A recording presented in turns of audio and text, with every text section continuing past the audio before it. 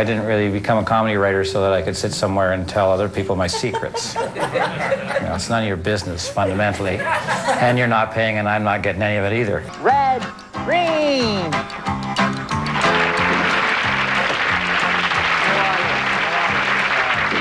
Thank you, Harold. And a special thank you to our viewers for bucking the trend. I am a firm believer that all of us, broadcasters, producers, writers, directors, actors, and we're all guessing. And the audience is the only one that's not guessing. What you do is you got to push her well away from the dock, kind of brace yourself, and then you make a wish, and you're in. I can be talking to someone who has absolutely no interest, in my opinion, on anything.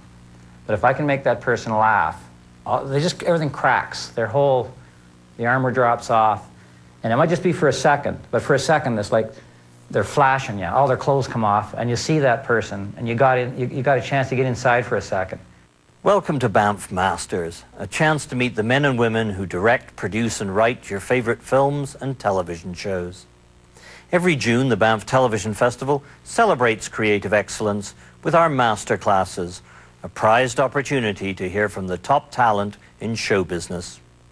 Today we present an extraordinarily hard-working talent who's had a comedy series on television for every year of the past 2 decades. I'm referring to the phenomenon that is Steve Smith, now known to the world as Red Green. He created, produces and stars in The Red Green Show, the Canadian hit comedy. The world of Red Green and Possum Lodge now includes books, a syndicated newspaper column, a huge fan club, a popular website, videos, you name it, he's got it, duct tape and all. Comedy trivializes things. Like that's really another great advantage of it, that it'll take some huge problem in your life and it will reduce it down to a size where you can deal with it. In fact, it reduces it down to a size where you can laugh at it. And suddenly you can move forward with an obstacle that you thought was overwhelming. So I mean, that's a great advantage. If we could take something as like a social worker that's got a lot of good shtick, can really help people because they can take what those people perceive as a huge, insurmountable problem in their lives and bring it down to a level that the person can not only deal with it, but even laugh about it. The other side of that is, whatever it is that you apply comedy to, you'll be trivializing it. So I'm not a believer in any kind of censorship, but you should be aware that, if you're going to make jokes about rape, you are trivializing rape. And that's okay, if that's what you want to do. But, you can't do that and then say, hey, man, it's just a joke, No, there's no such thing as just a joke. There's a message in there somewhere, and you're choosing to trivialize that. Okay, the comedy mechanism is comedy drops things. Comedy takes something and just lowers it. And it's that drop that triggers a laugh in you. So, I guess that one of the classics, the old guy slipping on the banana peel. I mean, somebody's walking along and they have they're sort of together, they slip on a banana peel and they fall.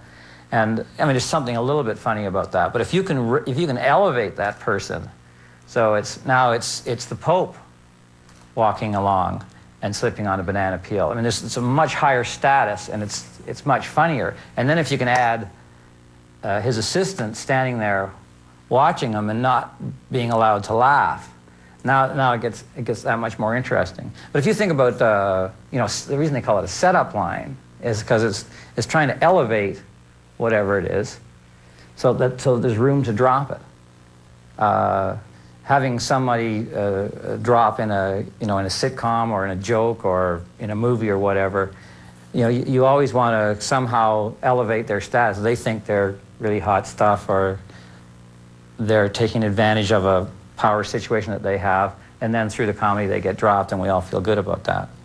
There's a line there for every character in every situation that the audience think that's where that person should be, but that person sees themselves up here. And if the comedy drops that person to where the audience sees they should be, the audience will explode with laughter. If the writing drops the person, but not enough. It doesn't drop them down to where the audience sees them. Then you'll get a somewhat of a laugh, but you won't get, you know, like it's a missed opportunity. You didn't go as far as the audience wanted you to go. If you go past that line, that's black comedy. You're dropping that person farther than the audience thinks that you should. And there's a fraction of the audience that finds that incredibly funny. You know, to have, you know, someone in a wheelchair slip on a banana peel, you know, that's kind of black comedy, and that's a, you know, very, that exists, and that happens. I'm not in that business, but that's what that is. It's dropping people farther than the audience thinks you should. And I am a firm believer that all of us, broadcasters, producers, writers, directors, actors, and we're all guessing. And the audience is the only one that's not guessing. They know what's funny. Now, we go out there and we do something we think is funny. Everybody around the table thought it was funny. And when the audience doesn't think it's funny, we all say to each other, well, what do they know? Well, you know, we're only saying that to each other. There's a whole other message going on inside. We tape our show. Now, I'm going to show you clips in a few minutes, but we tape our show in front of a live audience now. We do the same material twice in front of 2 different audiences. And we get out there with what we think is the funniest thing. And I have the scripts backstage, actually. And we go out and do a scene. And I'll come back and mark the script right then. Before we go to the next scene, I'll mark where the audience told me it was over. And it wasn't necessarily at the end of the script. And then we take a break for maybe a half an hour, 45 minutes, and we go through all the stuff that didn't work, and also stuff that did work, where you got a bigger response than you expected. So now in the second show, let's really hammer that, and let's change this other stuff and try other things. So I am totally oriented to the audience. To me, when the live audience is there, they are the audience at home. I'm getting a preview of our ratings, and if that audience isn't laughing, it isn't funny. We'll be back with Steve Smith.